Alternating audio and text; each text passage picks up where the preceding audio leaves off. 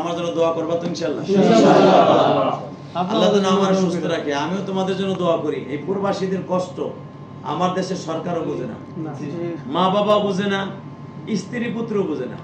সবাই কি বলে খালি জানো, এ টাকা দেন না কে, এ টাকা পাঠাও না কে, এ পোলার মাইয়ের বেতন দিব, অমন করবো। কিন্তু আমি এই সৌদি আরবের জমিনে আসার পরে দেখতেছি খাওন নাই, কাজ নাই, কাগজ নাই, রাস্তায় খায়, রাস্তায় ঘুমায়। এ যদি বিবি বাচ্চারা দেখতো যে কত কষ্ট করে পয়সা কামায়, রিয়াল কামায়, খালি রিয়াল দাও টাকা দাও, কিন্তু কত কষ্ট করে যে আমার প্রবাসীরা টাকা কামায়, এরা যদি সবাই দেখতো প্রবাসীদের কষ্ট, কোনোদিনও প্রবাসীর স্ত্রী পুত্র মা বাবা পেশারে রাখতো না। আমার বিশ্বাস, কথা ঠিক না বেটি? তোমরা এখানে কত কষ্ট বুকে ধারণ করে সারাদিন কাজ করো, হাতটা ব্যথা হয়ে যায়, কেউ নাই মেসেজ করে দেওয়ার মতো, জ্বর হয়ে গেলে কেউ নাই তোমার দেখার মতো, একমাত্র আল্লাহ ছাড়া, তাই না? আমি প্রবাসীদেরকে কেন ভালোবাসি জানো? এদের কষ্ট আমি স্বচক্ষে দেখি। পৃথিবীর অনেক দেশে যখন যাই, প্রবাসীদের চোখের পানি অঝরে ঝরতে থাকে। আমি তোমাদের সবার কাছে দোয়া করি, আল্লাহ যেন তোমাদেরকে কোটি কোটি টাকার মালিক বানায় দেয়। আমিন। এখানে অসুস্থ হয়ে গেলে তোমার দেখবার মতো আল্লাহ ছাড়া কেউ নাই। একা একা বিছানায় শুয়ে থাকো, মনে মনে ভাবা, হারে হয়তো লাশ আমার কবরে আমার মা বাবাকে নাও দেখতে পারে। তাহলে আমি সবার জন্য দোয়া করি। ইফতারের আর মাত্র কয়েক মিনিট বাকি আছে।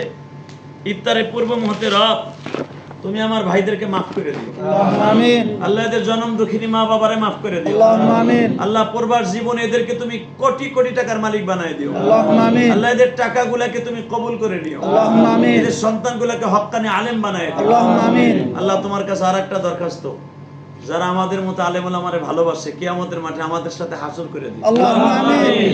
আল্লাহ আমাদেরকে হাসর করে দিও, আল্লাহুম্মা আমিন। আল্লাহ প্রবাসীদেরকে তুমি সদা সর্বদা ভালো রাখবা, আল্লাহুম্মা আমিন। বিশেষ করে মক্কার জমিনে যারা থাকে, মদিনায় যারা থাকে, এদেরকে কবুল করে নিবা, আল্লাহুম্মা আমিন। আগামী কালকে হয়তো মক্কা থেকে মদিনায় চলে যাব। আমার নবী মক্কা থেকে মদিনায় যাওয়ার সময় আধা ঘন্টা মসজিদে হিজরার সামনে দাঁড়ায় কেঁদেছিলেন। আমার নবীর চোখের পানি মক্কার থেকে অজরে ঝরতেছিলেন। আমরা যখন কালকে পরশুদিন মক্কা ছেড়ে মদিনায় চলে যাব, আমি জানি না কতবার আমার আল্লাহকে 17-18 বার আনছে, ততবারই দেখছি 17-18 বার এই মক্কা ছাড়ার সময় আমি বেহুশের মতো হয়ে গেছি বাসের সিটে। যেমন নবী মক্কা ছেড়ে যাওয়ার সময়, মদিনায় যাওয়ার সময় অনেক কষ্ট করছে। আমি ইলিয়াস রহমান জিয়াদি কেমনে যাব মক্কা মদিনা ছাইরা? তো সবাই আমার জন্য দোয়া করবা, আমিও তোমাদের জন্য দোয়া করবো। আল্লাহ যেন আমাকে হজ্জে মাবরুর নসিব করে, আমিন। আল্লাহ যেন তোমাদের মা বাবাকে মাফ করে দেয়, আল্লাহুম্মা আমিন। দোয়া করবা তো ইনশাআল্লাহ? ইনশাআল্লাহ।